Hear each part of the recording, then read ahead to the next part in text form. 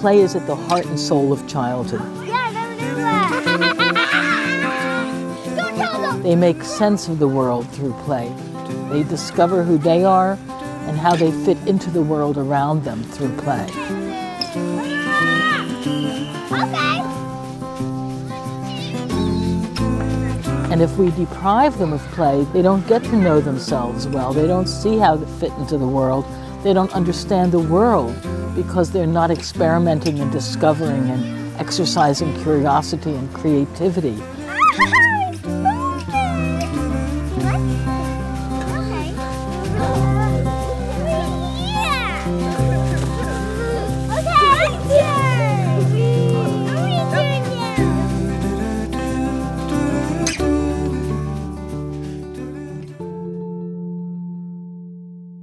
I think that there's a crisis in kindergarten education for a couple of reasons. The standards, the expectations of children are not realistic, so a lot of pressure is being put on children. They're expected basically to do what a previous generation did in first grade, they're now expected to do in kindergarten. Kindergarten in many schools right now would drive you crazy. So kids are in school, they've got worksheets galore. They're sitting at desks working on their letter recognition, doing early writing, doing math book kinds of stuff. Kids are confined. And we take away everything that is experiential and hands-on, three-dimensional, multisensory, all the ways children learn in an integrated way where the body and the feelings and the mind are all working together, stimulating the brain. That's gone. It's just very much here.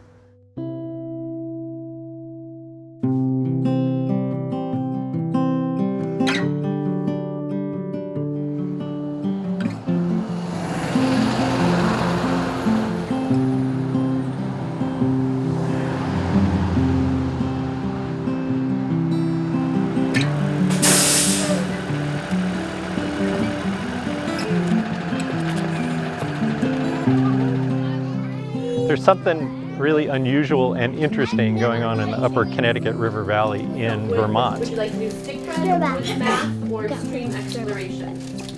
Dream exploration. All right. I also have boots. You have boots, that's perfect. The Forest Days program is part of this bigger nature-based early childhood movement. Robbie, what do you think the weather will be like today? Things started in Scandinavia in the 60s and 70s with forest kindergarten. We thought it was pretty chilly, so I dressed in layers today. Do you want to work on what you're going to wear today? You see bones and you see fur. Yeah, and pellets. So it has to be a bird pellet. Yeah, I think it is. Dara's right. But it has teeth. It's a way for kindergarten teachers who have all those demands of public school education to start to remedy the balance between academics and getting kids outside and getting kids to be, more physically active.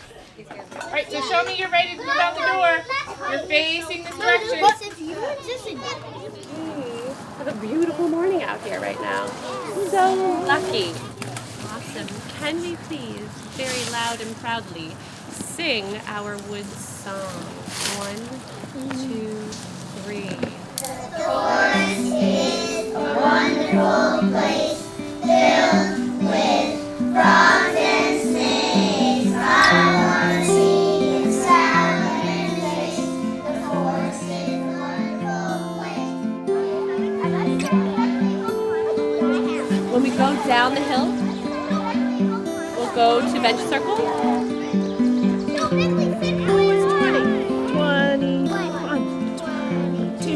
23, 24. Drop our bags and go right to sit spots. Good morning, East. It's the sunrise and moonrise. You guys are getting it. Ready? What's next? In the spring of my 4th year teaching, my principal screened the documentary Schools Out, which is about a forest kindergarten in Switzerland where the kids are outside every day all year. And it was really inspirational to me to see these joyful, independent 5-year-olds, the same age as the kids I had in my classroom. As the lights come up in the library, as the movie's over, I say, I would do that in a heartbeat. We started slow and started doing this 1 day a week program. So now there are dozens of classrooms following a similar model, what fits for their program, for their schedule, for their school.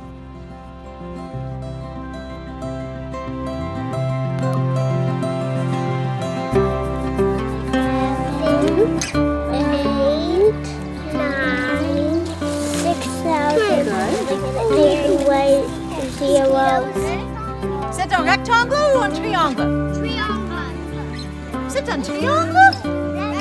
Rectangle. Alors, un.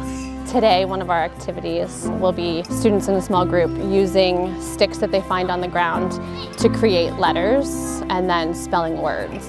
What letter is this? T. T, right? And then we could make it into an X. I became a better teacher inside because of things I learned about my students outside.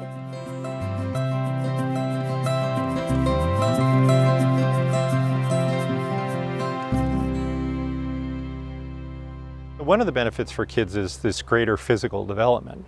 Kids that are sluggish and can't walk to the other end of the playground, by the end of the year, they can walk for a mile on a regular outdoor classroom outing. We're looking into this idea that kids being outside, having to measure their own risk, having to figure out whether it's safe to walk across this log or not, that helps them develop this capacity to regulate their own impulses and develop executive function.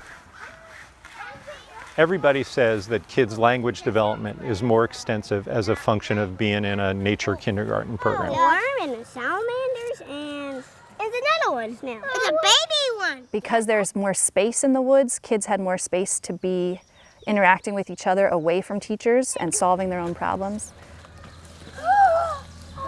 It's amazing to see the different friendships and social things that happen between the groups. Some kids that always play together inside find new friends out here. See how it goes in and then watch it come out. There's a lot of interest in STEM learning, so this impact on science, technology, engineering, and math learning. Looks like STEM learning is really facilitated by kids being outside and solving problems. Another part of that spectrum of learning is the whole child developing a person that is a good learner, that works well in a group, that has empathy, that can stick to a problem and persevere.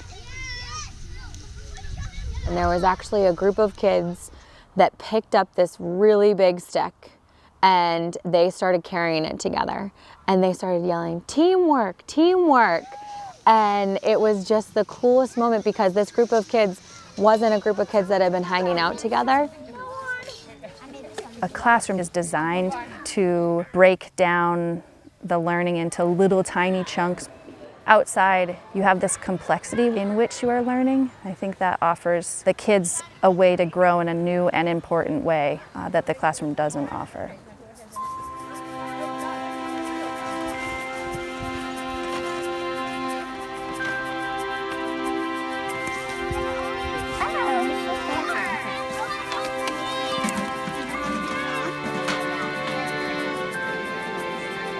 People ask me all the time, but what will the parents say? Personally, I'm really excited. I love the outdoors, I love nature, and I don't care how dirty my kids get, and I kind of believe the dirtier they are, the better. He's very high energy. I think being outside is great for him. I just do. He's one of those kids, he's hands-on. I hear more about stuff that goes on here on that one day than I hear about any of the classroom. Down in the valley, I can't wait to see the differences in the way that this class acts, 5 years from now when they're heading into middle school compared to the classes that didn't get this experience. I don't like my class. Do you want him? The other day I was asking her actually, what do you like about Forest Friday, Parker? And she said, the food. So the first thing we have to do is find some sticks. We need a 1/4 cup of olive oil. We can actually put them in the compost. Okay. So I find she's more excited on Fridays because she knows she's going to get to spend the day outside. But I also find that she's more excited about being outside in general. The fact that she gets out into the woods and experiences it at least once a week with somebody guiding her through it and showing her things, to me, is something you can't really put a price tag on. What did we notice today? There's spots. I see Eric brought something back, but let's talk first before we check it out. Across the board, parents are thrilled to learn that their kids are tough and that their kids are creative and that their kids are excited about school.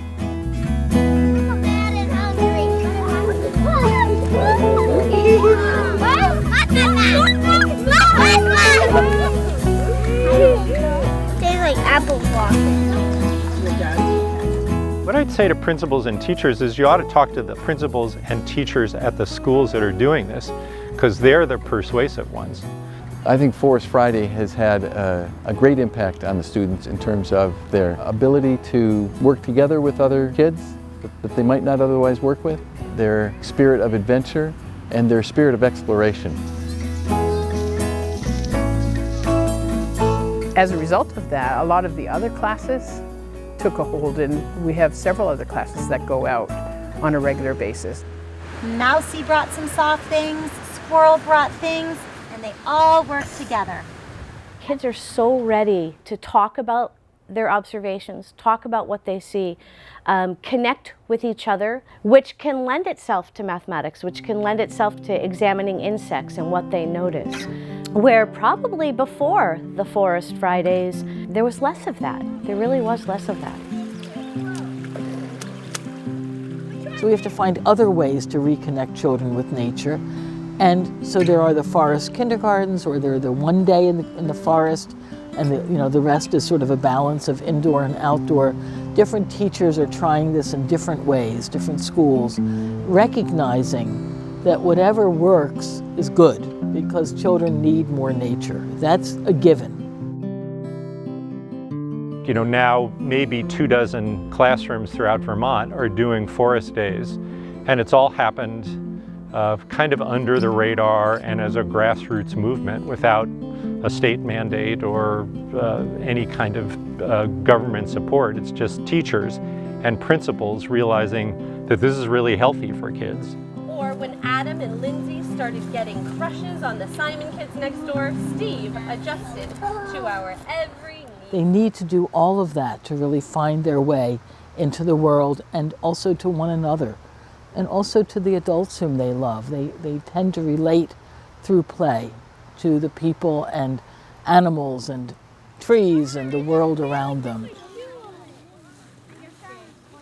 Once you start getting out there, your trust in your children and your trust in nature as a resource and as an environment for good learning, that will come, it will grow, and I think before you know it, you'll be outside all day and not wanting to come back in to get on the bus. Here we go again.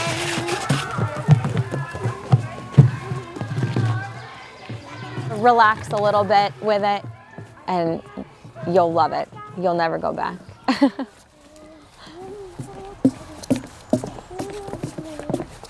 We had a student who joined the class partway through.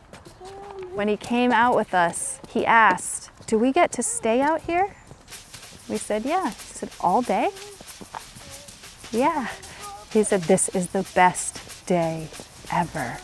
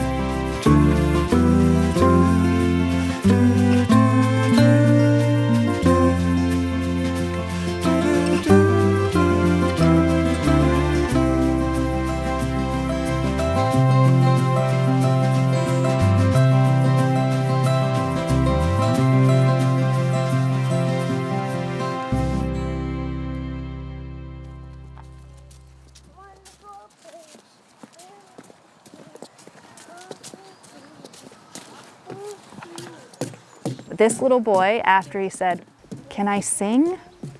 And we said, "Yeah." And so he walked through the woods singing. He was so full of joy at discovering himself in the outdoors during a school day that he needed to sing. So he did, because he could.